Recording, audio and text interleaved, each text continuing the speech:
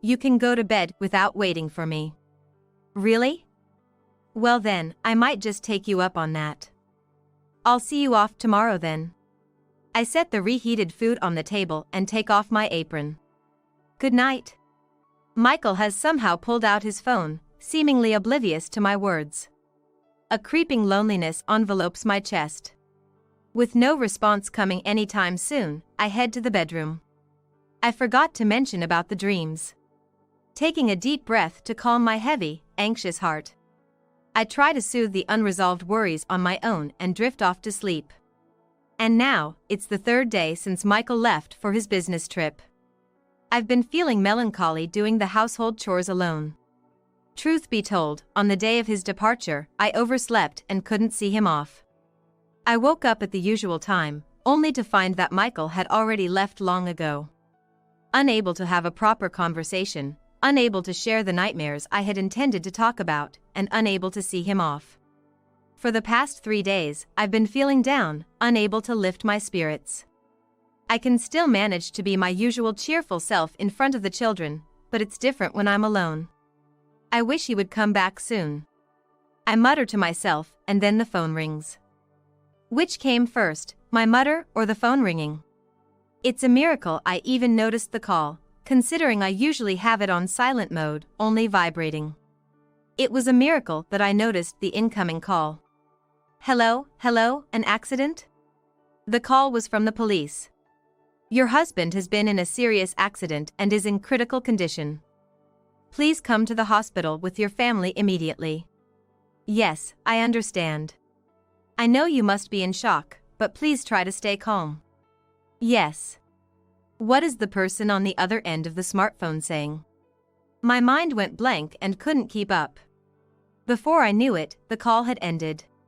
My mind raced desperately. Michael has an accident at the hospital. My hands were shaking. What should I do? Those words kept spinning in my head.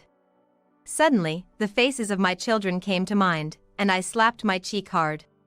Calm down. With a somewhat calmer heart, I started calling the children's schools, my in-laws, and relatives with trembling hands. I needed to get to the hospital where Michael was as soon as possible. Somehow I made it to the hospital, and my thoughts froze again. There was my husband, wrapped in bandages, lying on the bed. And in the next bed was Laura, from my nightmares, was lying there in a similar state. What does this mean? Michael turned even paler when he saw us enter the room. Mom, Dad, oh, my father-in-law too, oh. Instead of showing concern for Michael's severe injuries, my father was folding his arms and looking at him with a terrifying expression I had never seen before. It wasn't just because Laura was there. My father had been briefed by the police and had been wearing this face ever since he returned. Daddy's all wrapped up. Like a mummy. The youngest child's cheerful voice seemed to break the tense atmosphere among the adults. But the older two were not so young as to be oblivious to the situation. The eldest son, in particular, was casting a disdainful look at his own father. And before I knew it, a man named Bob, one of my father's subordinates, was beside him, looking quite uncomfortable as he glanced at Michael. Bob. I'm sorry, but could you take the kids out for a bit? Yes, sir. Why is Bob here? Michael's face contorted as he struggled frantically, as if trying to escape. However, the doctor said that while his life was not in danger, he would need more than 3 months to fully recover. He couldn't possibly move. Bob has been our driver up to this point. I heard a lot about you on the way here. Apparently, you've been on a family trip these last few days. Ah, well. The previously timid gaze sharpened, glaring at Bob.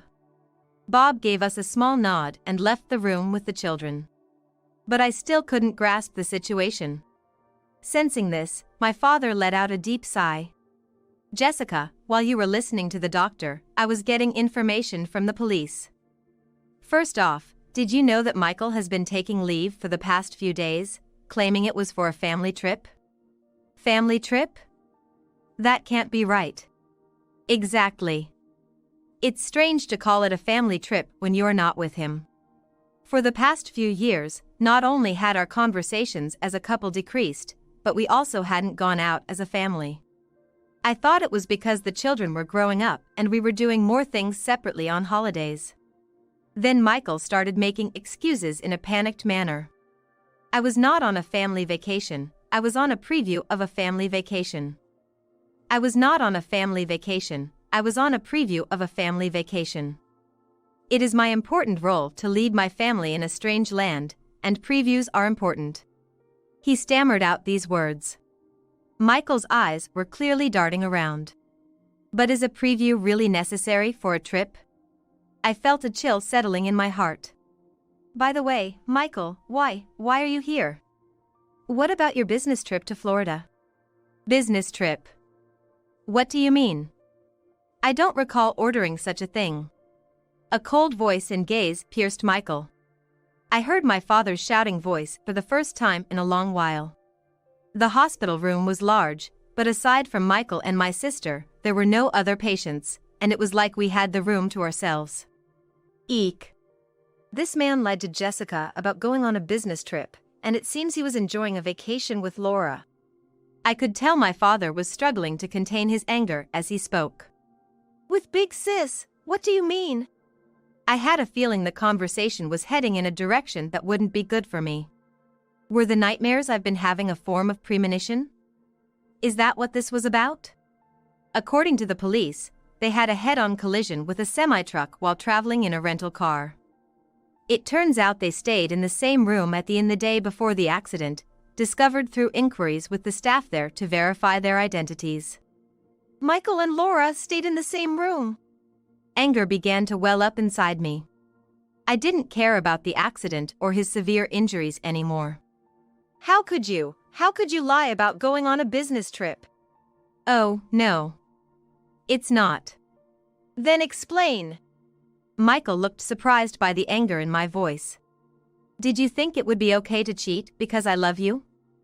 Or what? Did you marry me just because I'm the president's daughter? No. I truly love you, Jessica. How can you say such things in this situation? It's absurd. I felt like I was going to cry from anger. Glancing at my sister, her injury seemed less severe than Michael's. She was also covered in bandages, but her complexion looked somewhat better. However, the expression on her face seemed to mock me. Why, of all people, did your affair have to be with my sister? You knew what I've been through because of her. A gleeful laugh came from next to the guilty-looking Michael. How funny. It's pretty obvious, isn't it?